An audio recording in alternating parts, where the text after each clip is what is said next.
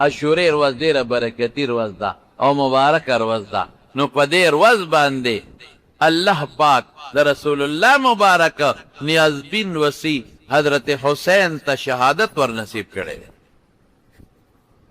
حضرت حسین رضی الله عنه ته شهادت ور نصیب کړی دی او ډېر په ظلم باندې حضرت حسین شهید شوی. قسم دی چې سړی تاریخ وګوري که نه، زه چې دې دی لکله تاریخ له راشمه نو زما نظر پې منډه ووایي، زه ورته کتې نه شم چې دی کې دا څنګه د رسول الله مبارک د امت دعوه کوي دا خلک او څنګه ځان ته د پیغمبر علیه السلام امتیان وایي چې هغه ماشوم بچی چې رسول الله مبارک په ماشوموالي کې څومره په مینه لوی کړی. د رسول الله مبارک چاچی و ام الفضل د فضل ابن عباس مور و د حضرت عباس بیبي وه. نو حضور پاک لراله او ډېره پریشانه وه. وی د الله رسول ډېر هیبتناک خوب مې لیدی دی، ډېر ناشنا خوب مې لیدی دی. وی څنګه؟ وی خوب اینم چې ستا د غوښې یو ټوکړه مې را پرې کړه او غېږ کې مې پرېوته. ستا د غوښې ټوکړه مې پرې کړه او زما په غېږ کې پرېوته. ډېر خطرناک خوب مې لیدی دی. نو رسول الله مبارک ورته ام الفضل چاچی دا خو خطرناک نه دی، دا خو ډېر ښکلی خوب دی. زما د غوښې ټوکړه د فاطمې بچی دی، د فاطمې به اولاد کېږي، زوی به کېږي، بچی به کېږي. دا د غوا د غوښې ټوکړه ده او ستا غېږ کې به راپرېږدي، ته به یې تربیت کوې، ته به یې لویې. واقعي هم اقاسې وشوه. حضرت حسین رضی الله تعالی عنه د پیغمبر مبارک د لاډلي لور، ډېره نیازبینه او ډېره محبتي لور حضرت فاطمې رضی الله تعالی عنها نه الله پاک دې پیدا کړه. یا دریم د شعبان دی یا پنځم د شعبان، څلورمه هجري وه. د پیغمبر علیه السلام د هجرت څلورم کال. څوک دریمه یادوي تاریخ او څوک پنځمه یادوي. په دې کې پیدا شو د پیغمبر علیه السلام د وفاته پورې دی نابالغه، د حضور پاک د وفاته پورې دی د شپږو د اوو کالو په منځ کې لا اوه کاله هم پوره نه دي پوره شوی، دومره ماشوم راکوټی و. او چې څنګه پیدا شو او حضور پاک ته پته ولګېده نو رسول الله مبارک ورغی. الله اکبر. نو ماشوم یې ورته راوچت که نو غېږ کې ونیوه، غېږ کې. او چې غېږ کې ونیوه نو په ښي غوږ کې وله بانګ ووې او په غس غوږ کې ورته اقامت ووې. ړومبې د حضرت حسین غوږ ته د رسول الله مبارک اذان دننه شوی دی او ګس غوږ ته د حضور پاک مبارک اقامت دننه شوی دی. ماشاءالله. دلته اوس هم خلک چې ماشوم پیدا شي یو عالم لی بوځي وي بانګ ولاو، په خپله هم ویلی شي بانګ. یو نیک سړي له چې ړومبی غوږ ته د دې توحید او د الله د لویۍ د اواز وردننه شي. لیکن دا څونه مبارک ماشوم دی، د هر چا د خولې نه د حضور پاک د مبارک خولې بانګ او اقامت یې په غوږونو وردننه شو. او بیا څونه د خوشحالۍ خبره بیا راوچت که نو رسول الله مبارک خپله ژبه مبارکه د هغه په خوله کې کېښوده. الله اکبر. خلک ګوډي ورکوي، کجوره راوالي او یو عالم یو نیک سړی په خوله کې اوروي او ماشوم لی په خوله کې کېږي چې د دې ماشوم خولې ته لومبې د دې نیک انسان لاړې وردننه شي. تحنیک ورته وایي په عربۍ کې. لیکن رسول الله مبارک څه چل وکړه؟ خپله ژبه مبارکه یې راوویسته او حضرت حسین لی په خوله کې کېښوده او هغه اوروله. نو ړومبې په غوږونو د پیغمبر مبارک بانګ او ړومبې په شونډو او په خوله کې د حضرت حسین خېټې ته د رسول الله مبارک لاړې وردننه شوې. څومره زیات ورته حضور پاک خوشحاله شو. او بیا په اوومه ورځ ورته نوم کېښود حسین. خشته نوم، ښکلی. حسن ډېر ښکلی. حسین هم مانا ښکلی تصغیر د حسن دی. خشته ګوټې ښکلی نوم دی وله کېښوده په اوومه ورځ. او پیغمبر علیه السلام په یو ګډه لاله په عقیقه کې په حضرت حسن هم ګډه لال کړی او په حضرت حسین هم ګډه لال که او نوم یې ورته کېښود او سر یې وله په اوومه ورځ باندې اوخری او د سر د ویښتو په مقدار د هغې په وزن 5,000 چاندي رسول الله مبارک خیرات کړه. او بیا ام الفضل له خپل چاچي له ورکړه چونکې حضرت فاطمه لږه کمزور هم وه او مخکې بل بچی په غېږ کې حضرت حسن. نو دا حسین یې واغېشته او ام الفضل له ورکه خوب مغی لیدلی وی دا ماشوم تلوی هوا نو د هغې یو بچی شوی قسم رضی الله تعالی عنه حضرت قسم په ازبکستان کې په سمرقند کې دفن دی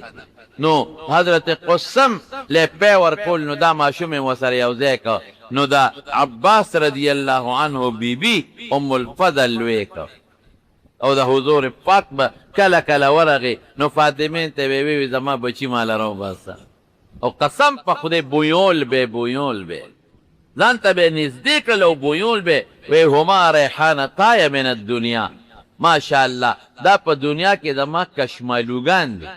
کشمالو خشته ښکلې بوی کوي کچمالو خلک یې بویی ماله خوند راکوي ماله د دوی نه خوشبو راځي زه پې خوشحالېږم رسول الله مبارک بویول به بویول دومره مینه یو ځل رسول الله مبارک په لاره تېرېده د حسن و حسین د ماشومانو جړل په کور کې دننه واړه خامخا جاړي رسول الله مبارک خپلې لور فاطمې له اواز ورکړه وی ماشومان قلار که دا ولې جاړی دومره مینه او دقسې په منبر حضور پاک ناستو او صحابو ته تقریر کو او دا دواړه ماشومان را روان دي او تیندکونه خوري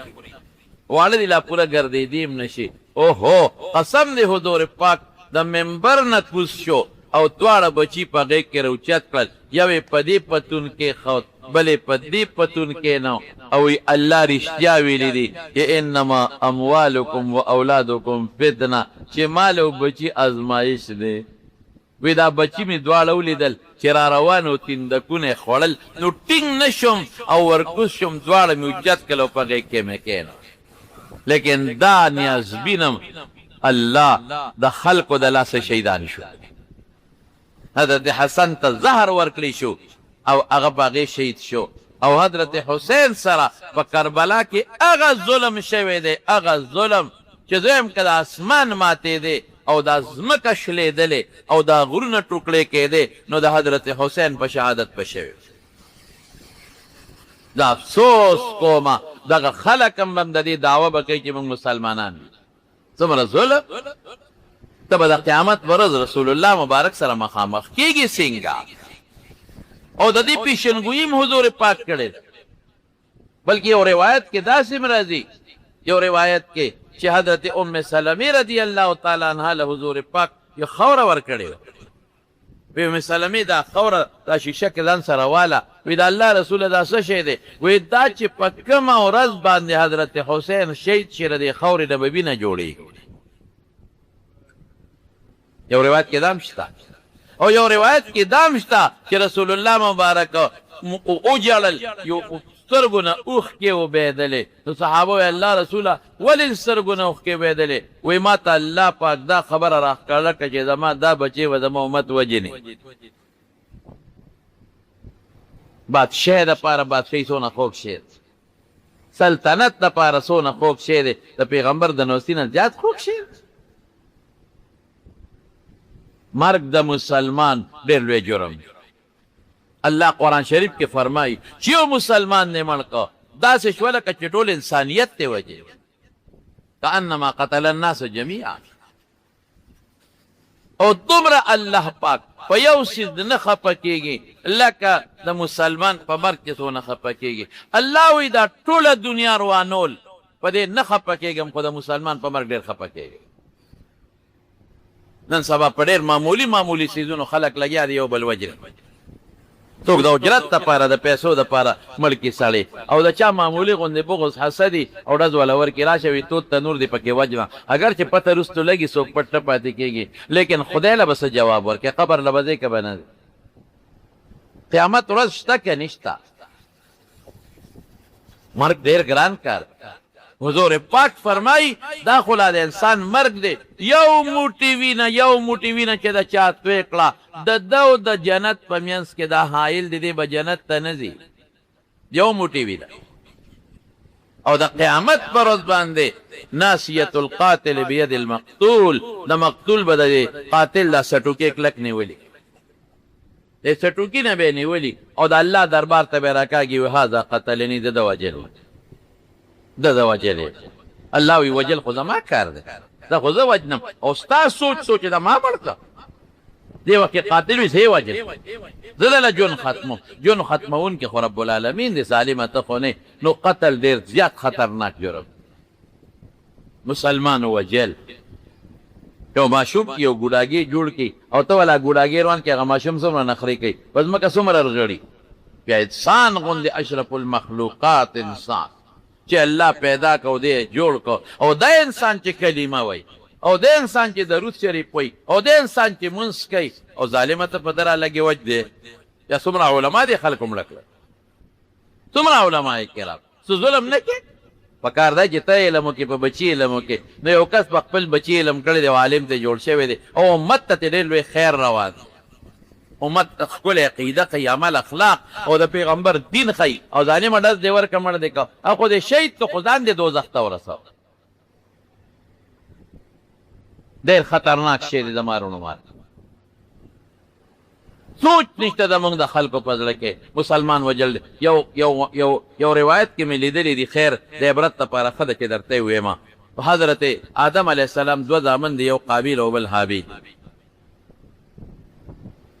نو هغه زمانه کې به دا وه چې دوه به برغونې پیدا کېدل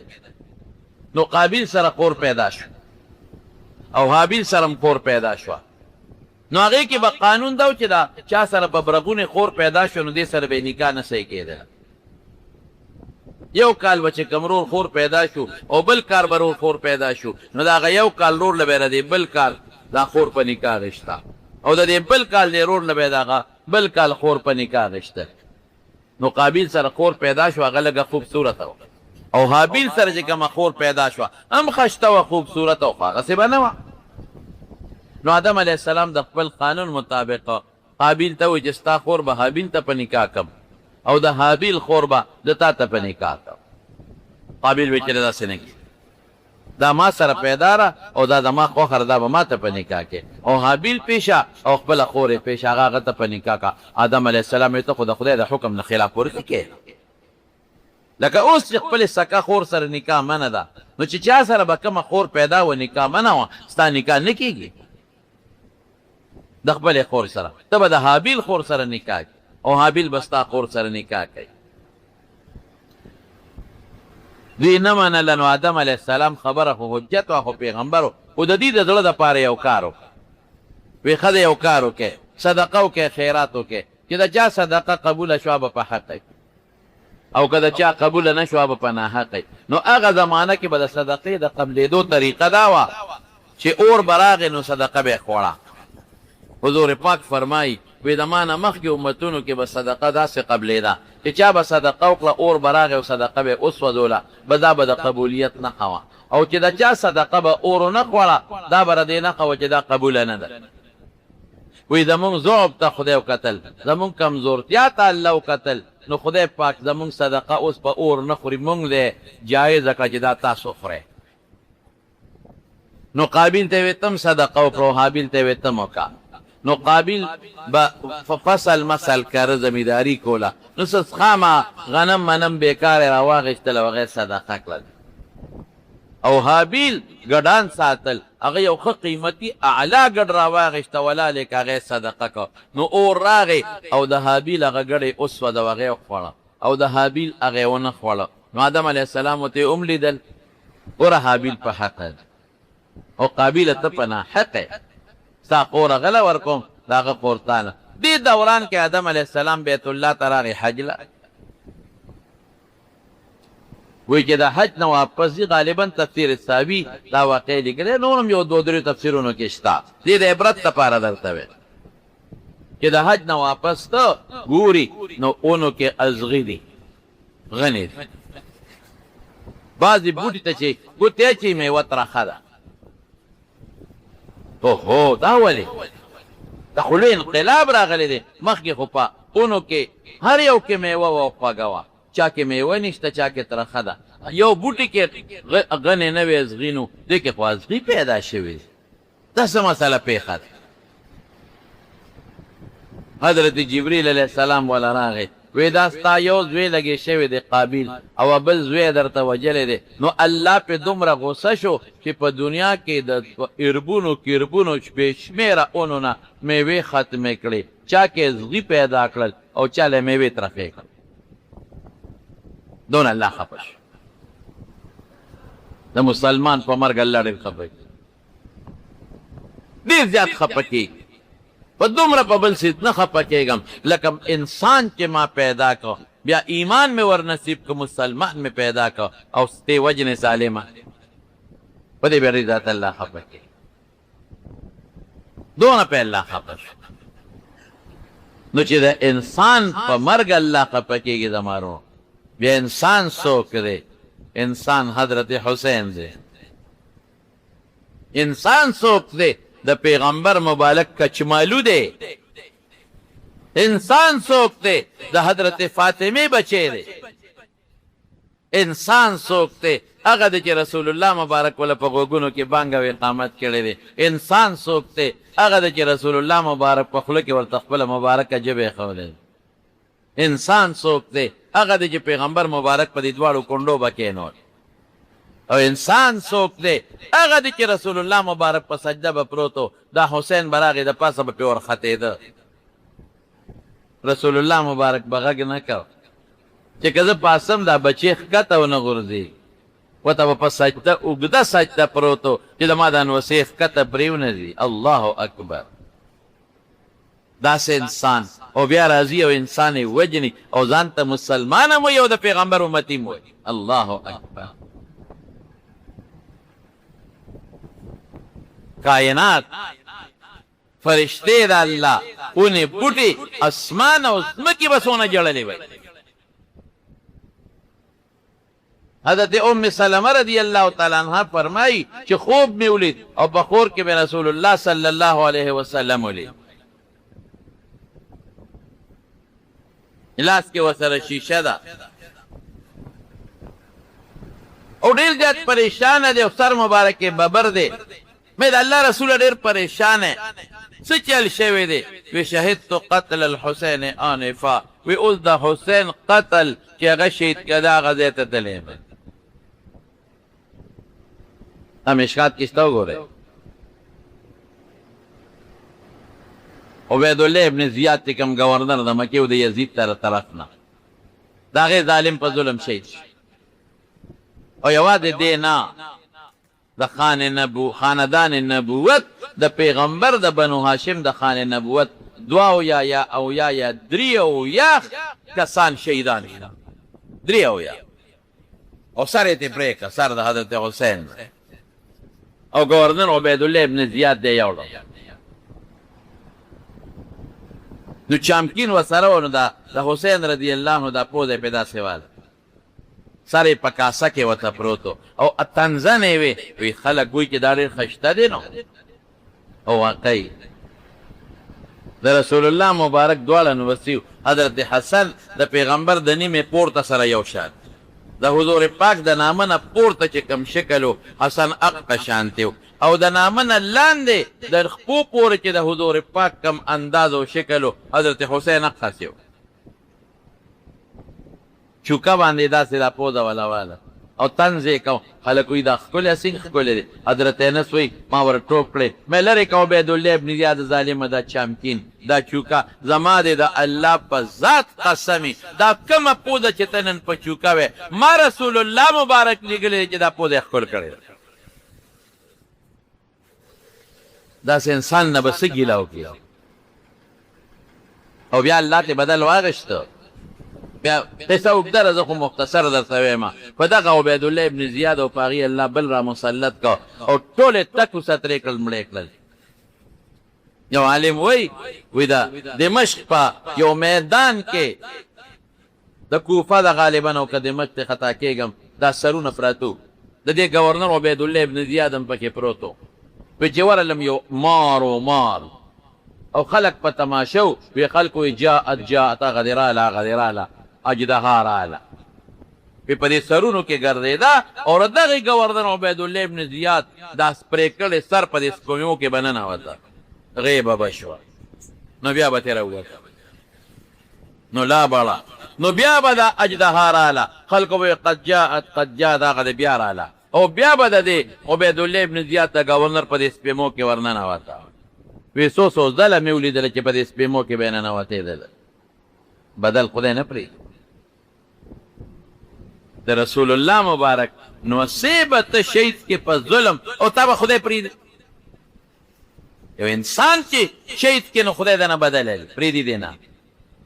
یو مسلمان چې مړ کې مسلمان پرېږدي دی نه بیا د رسول الله مبارک نو سي حضور پاک فرمایلی دی فاطمه سیدة نساء الجنه فاطمه د جنت په سردارانو کې سرداران والحسن والحسین سیدا شباب اهل الجنه او حسن و حسین د جنت د ځوانانو سرداران کم انسانان چې په دنیا کې په ځوانۍ کې مړه دي د هغې سرداران به دا دواړه او رسول الله مبارک یو ځل وفرمایل چې څوک د حضرت حسن و حسین سره مینه کوي دا ما سره مینه ده ما سره مینه کوي الله سره مینه ده او چې څوک د حضرت حسن و حسین سره بغض کوي د ما سره بغض دی او چې ما سره څوک بغض کوي الله سره بغض کوي حسین مني وانا من حسین ما ته نږدې دی زه ده ته نږدې د یو بل جز یو ټوکړې یو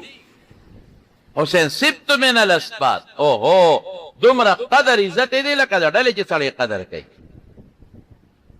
یو لویه ډله ده دنه به خدای پاک بچی پیدا کوي یو لویه ډله به خدای پیدا کوي د دین هغه حضرت حسین رضی الله تعالی عنہ جنتیانو د ځوانانو سردار چې رسول الله مبارک د نجران عیسایان راغلي د نجران نو پیغمبر علیه السلام سره باسونه شروع کړل نو فیصله په دې شوه چې مباهله وکړو مباهله څه ته وایي لکه تا ته یو سړی وي زه په حق یم او ته وایې زه په حق یم نو هغې دپاره قانون دا دی چې ته به هم خپل بچي راولې به هم راولي ته به هم ښځه راولې پردکی به هم راولي او جومات کې به کښېنې او خیره به وکړي که زه په حق یم داسې به ووایي نو خدای پاکه دې تباه کې او که دې په حق یما داسې به وایي نو حضور پاک هغه عیسایانو ته ویې راځئ چې مباهله وکړي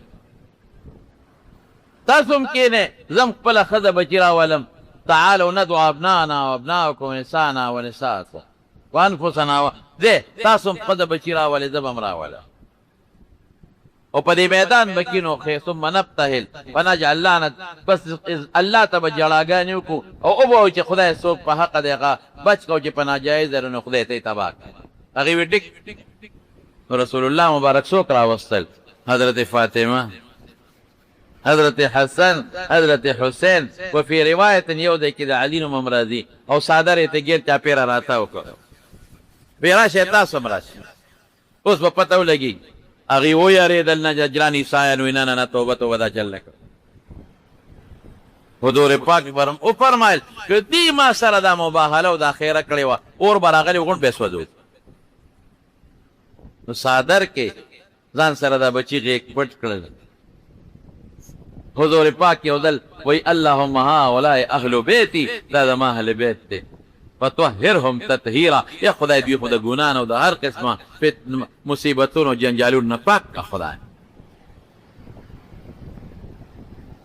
یو ځل یو صحابي فرمایي چې رسول الله مبارک په لاره ته وی د حضرت فاطمې دروازې مخکې ودرېده او فاطمې له اواز وکړه لورې ما بچي راولېږه نو لږ سار شو وی زه پوه شوم چې لمبی یې نو فاطمې دواړه ولمبول امیلونه یې وله غاړه کې واچول جامې یې ورته واچول او بیا را پرېښودل بار وی رسول الله مبارک ورته کېناسته او لاسونه یې ورته ارد کړله او دوی را منډې کړې حضور پاک ته ورته غاړه ورته څومره مینه دغه د مینې بچي د کربلا په میدان کې شهیدان شو اوبه یې غوښتلې اوبه هم ورته میلاو نه شوې او د خپلو خویندو او د لوڼو په میانځ کې غریبانان لاړل شهیدان شو او سرونه ترې پرې کړلی شو دا د عاشورې په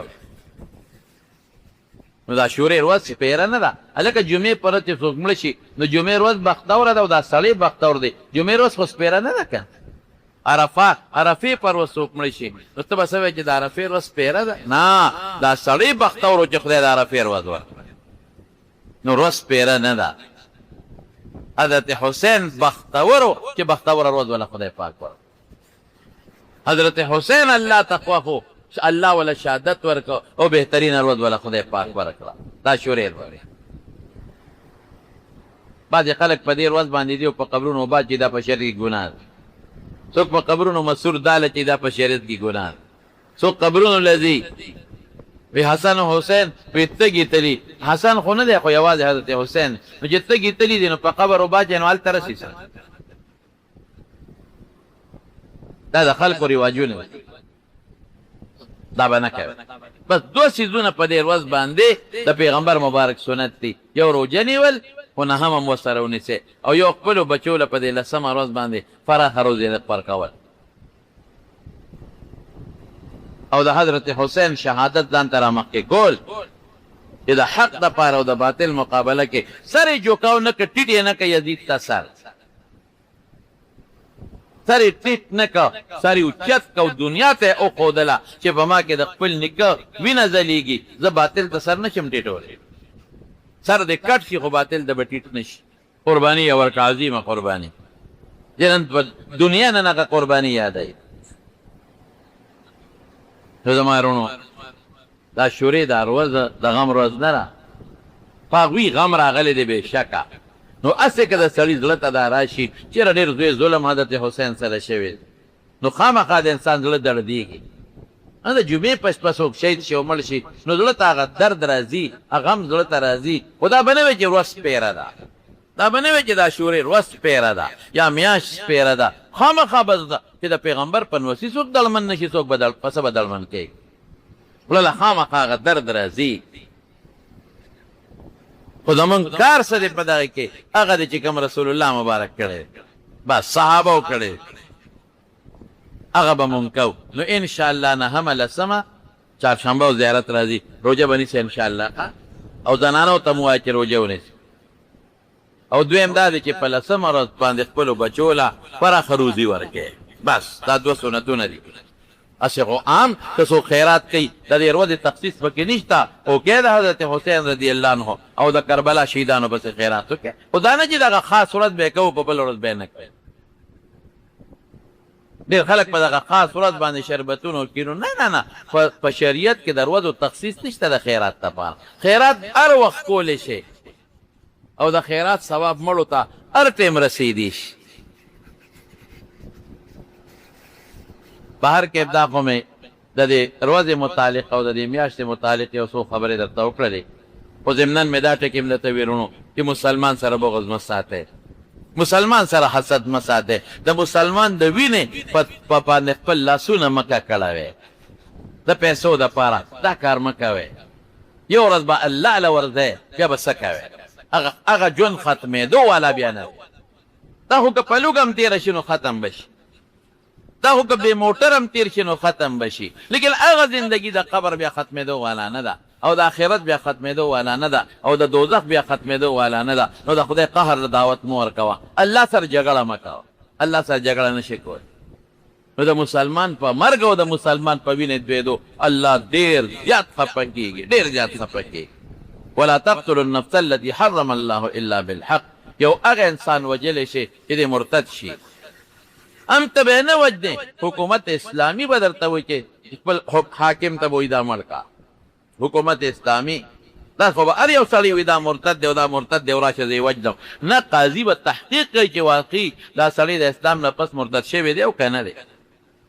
یو سړی د بل د نظریې خلاف دی دا خو مرتد دی ډډ والا ورکه. یو سړی د بل د سوچ خلاف دی وایي دا خو مرتد دی ډډ والا ورکه. دا خو فساد جوړ شي په ځمکه کې. یو هغه انسان چې هغه واده کړي او زنا وکړي هغه بیا وجلی شي. هم بادشاه به وجني قاضي به وجني. او دریم هغه چې چا پلار ورور یې مړ کړ قصاصاً یې وجني قاضي به وجني.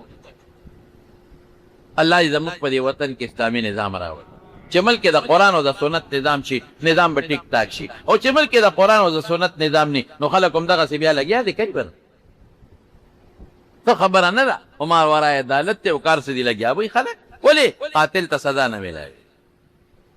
مرتد ته اسلامي او شریعت کې سزا نه میلاوي. شری قانون شته نه خدای زموږ په دې وطن کې شری محمدي نظام راولي صلی الله علیه وسلم دو کې چې خدای پاک د حضرت حسین او د هغه چې څومره ملګري د کربلا د شهیدانو الله د هغوی روحونه او د هغوی شهادتونه د جنت په لویو مرتبو کې قبول او منظور کړي